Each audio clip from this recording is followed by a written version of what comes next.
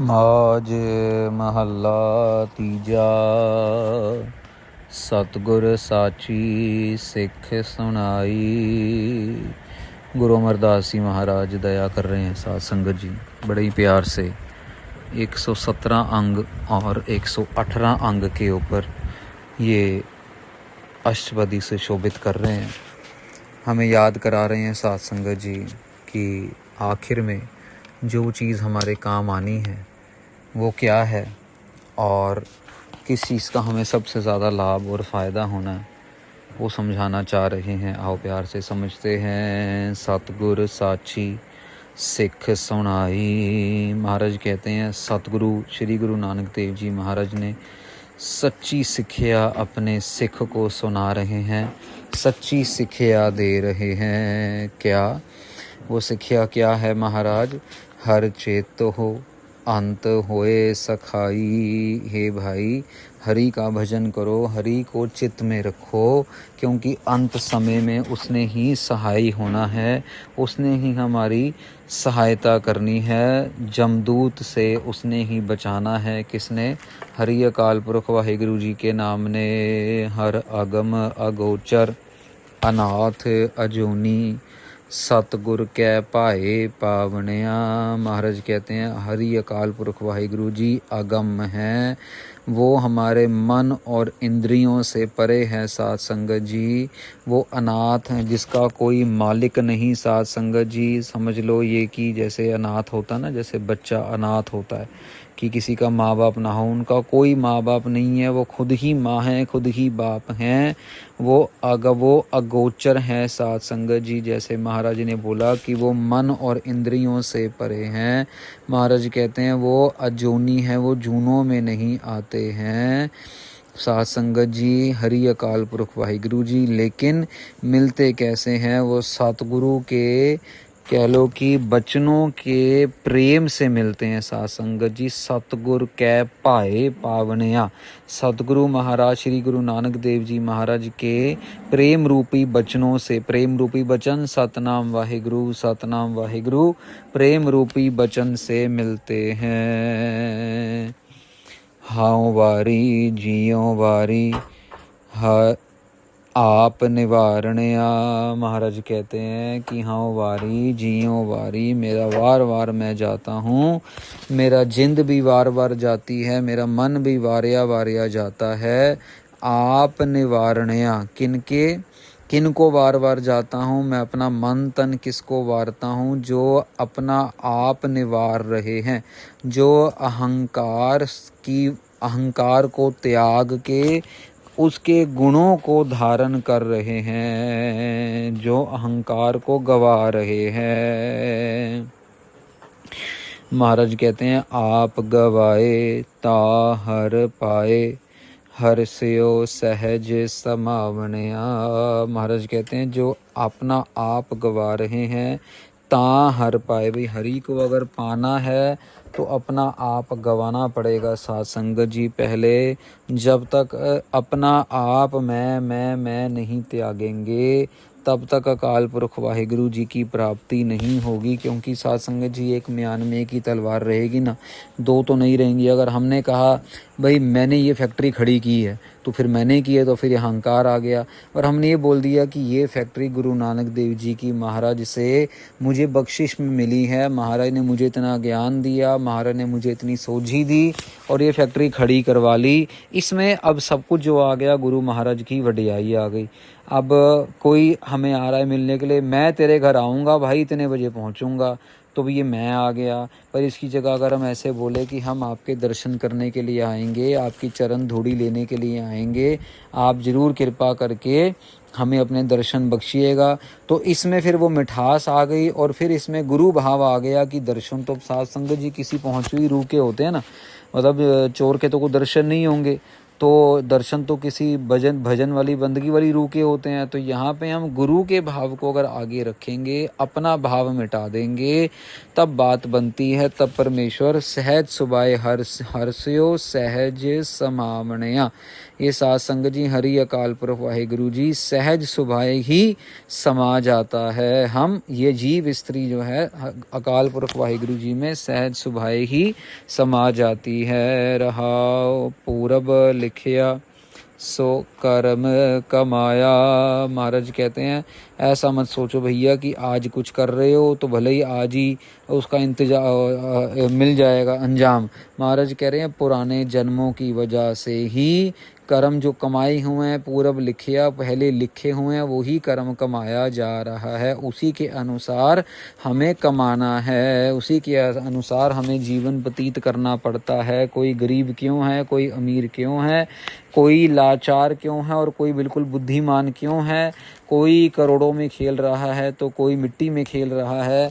साध संगत जी कोई भजन कर रहा है तो कोई शराब पिए जा रहा है। ये सब का सब कर्म जाल है। सतगुरु सेव सदा सुख पाया।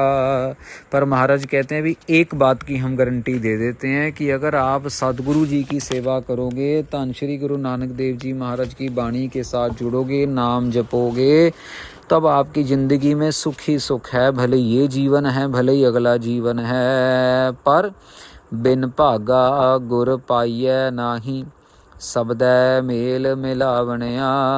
भाग होंगे तभी गुरु महाराज मिलेंगे। बिना अच्छे भागों के, बिना अच्छे भाग्य के सदगुरु की प्राप्ति नहीं होती। साध संगत जी गुरु उपदेश नहीं मिलता है, और जब तक गुरु उपदेश नहीं मिलता तब तक फिर सुख नहीं मिलता। अगर मिल जाता है सबदै मेल मिलावणिया, गुरु उपदेश सत्संगत में परमेश्वर का नाम मिल जाता है, परमेश्वर के साथ अभेद हो जाता है जीव आत्मा। प्रसाद संगत जी सत्संग करे कौन, जाए कौन। हमें तो टीवी से फुर्सत नहीं मिलती, हमें तो सोशल मीडिया से फुर्सत नहीं मिलती। जो बचा कुचा टाइम है, इस दोस्त को फ़ोन कर लिया और सहेली को फ़ोन कर लिया, मासी को फ़ोन कर लिया, मामे को फ़ोन कर लिया, वीडियो कॉल कर ली, वो कनाडा में लगा ली, वो अमेरिका में लगा ली।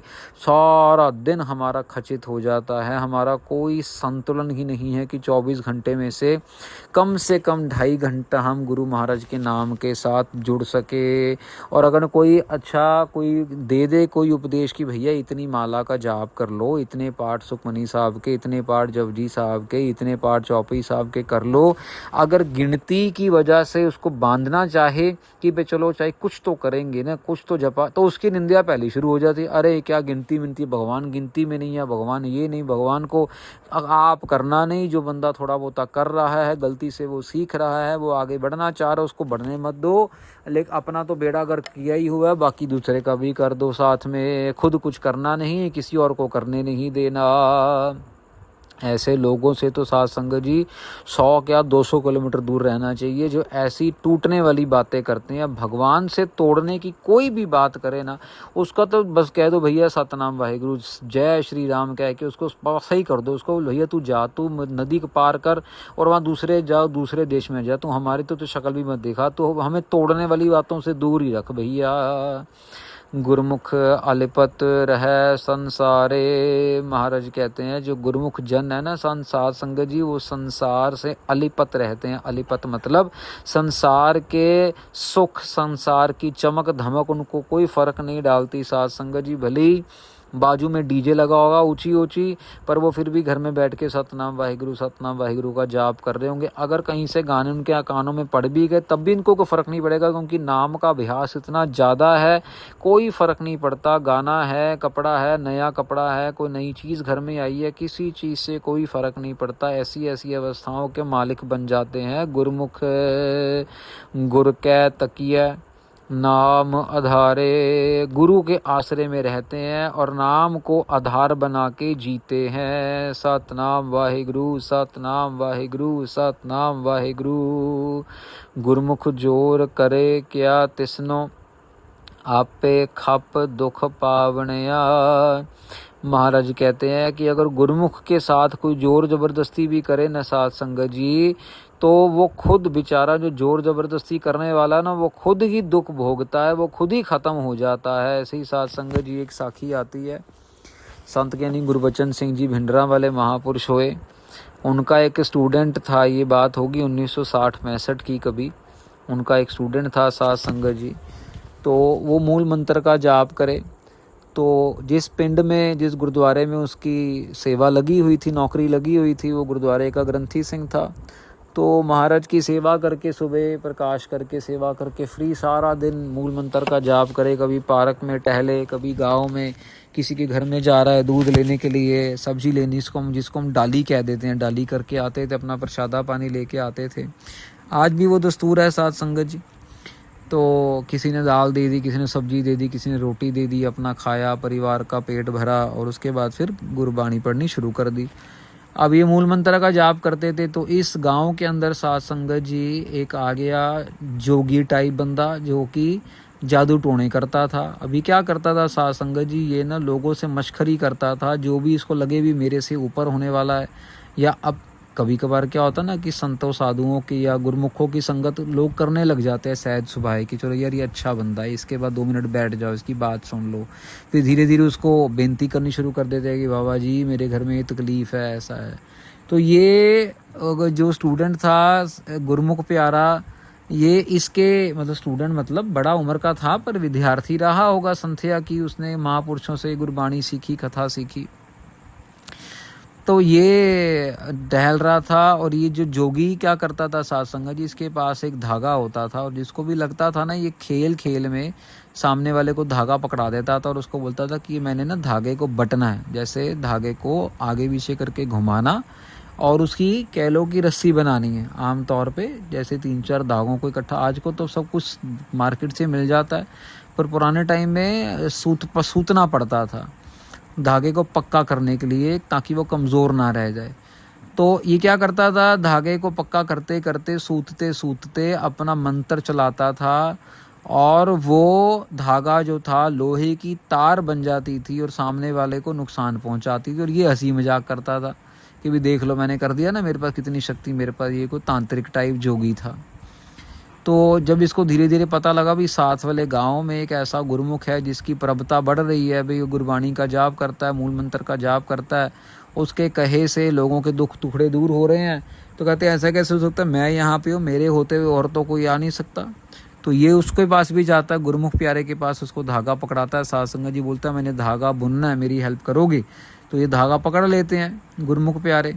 अब गुरमुख प्यारे मूल मंत्र का जाप करी जा रहे हैं और ये जो तांत्रिक है ये धागा सूता जा रहा है, सूता जा रहा है।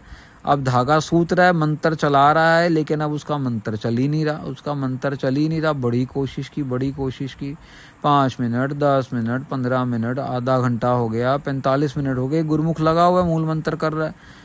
50 मिनट बाद साध संगत जी वो धागा जो लोहे की तार बन के वो तांत्रिक का ही गला काट देता है, उसी को ही चोट पहुंचाता है। और ये गुरमुख प्यारे समझ जाते हैं कि ये कुछ गड़बड़ कर रहा था, तो इसके साथ ऐसा बुरा हुआ है।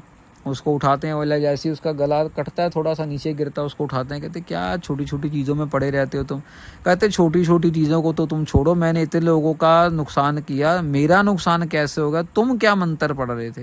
कहते मैं तो मूल मंत्र का ही जाप करता हूँ, एक ओंकार से लेके नानक होसी बीसज तक मूल मंत्र दिया मैं तो गुरु नानक ने, मैं तो वही जाप करता हूँ। पैरों में पड़ गया। तांत्रिक कहता मैं यहाँ पे फेल हो गया, मेरे मंत्र को आज तक कोई फेल नहीं कर पाया, पर गुरबाणी का मंत्र जो है मुझे फेल कर गया, मैं हार मानता हूँ। साध संगत जी वो जो तांत्रिक फिर वो गुरमुख प्यारों का सेवादार बन जाता और सारी ज़िंदगी वो भी गुरुद्वारे में ही सेवा करता है, इन्हीं के साथ रह के गुरबाणी का अभ्यास करता है। आगे ना बात साध संगत जी वही बात आ गई जो हम यहाँ पे कह रहे हैं कि बिन भाग्य के कुछ मिलने वाला नहीं है, और अगर कोई गुरमुख के ऊपर कोई जोर चलाएगा तो उसको खुद ब खुद दुख मिल जाएगा। आप पे आप दुख पावनिया, महाराज वचन कर रहे हैं। मनमुख अंधे सुध ना काई, मनमुख लोग जो हैं वो अंधे हैं साध संगत जी, उनको कोई सुध बुध कोई समझ नहीं है, कोई सोझी नहीं है। आत्मघाती है जगत कसाई, देखो साध संगत जी, आज की दुनिया में ये बहुत इम्पॉर्टेंट है ये बात को समझना। महाराज कह रहे हैं आत्मघाती जो आत्महत्या करते हैं ना साध संगत जी, अपना नाश कर लेते हैं, वो बहुत बड़े कसाई हैं, वो जगत कसाई बोले हैं गुरु महाराज ने। तो आजकल के बच्चों को मैंने सुसाइड कर लेना है, मेरे को डिप्रेशन है, मेरे को ये है, मेरे को वो है, आम तौर पे नंबर कम आए छत से छलांग मार दी, लड़की ने छोड़ दिया, अपना हाथ काट लिया, ये कर लिया, वो कर लिया। साध संगत जी, गुरु महाराज उसको, एक तो होता ना एक इंसान का कसाई, 2 बकरे काट दिए, 4 मुर्गे काट दिए। महाराज कह रहे हैं जो अपने आप को दुख देता है आत्मघाती है जगत कसाई, वो भैया पूरे जगत का कसाई है। कितना बड़ा तोहमत है साध संगत जी, कितनी बड़ी बात है कि आत्महत्या करने वालों को महाराज कह रहे हैं तुम जगत के कसाई हो, तुम निर्दयी हो, निंदा कर कर बहु भार उठावे, बिन मजूरी भार पहुँचावनिया। महाराज कहते हैं निंदा कर करके तुम बाहर बहुत बड़ा भार उठा रही है दुनिया, ऐसा भार उठा रही है जिसकी कोई मजदूरी भी नहीं मिलती। साध संगत जी, आम तौर पे मजदूर जो है जब सिर पे भार उठाता है तो उसको 1 आना 2 आना, पुराने समय में आज भी इसको कुछ पैसे मिलते हैं, 100 रुपये 200 रुपये कूली आता है, ट्रेन स्टेशन पे सामान उठाता है, पैसे लेता है। या महाराज कह रहे हैं भैया निंदा करने वाले तो सिर पे भार उठा रहे हैं और उनको मजूरी भी नहीं मिल रही, कोई बिना मजदूरी के बिना पैसों के वो निंदा का भार अपने सिर पे उठाते फिरते हैं। निंदकों के लिए बहुत बड़ी शिक्षा है ये साध संगत जी।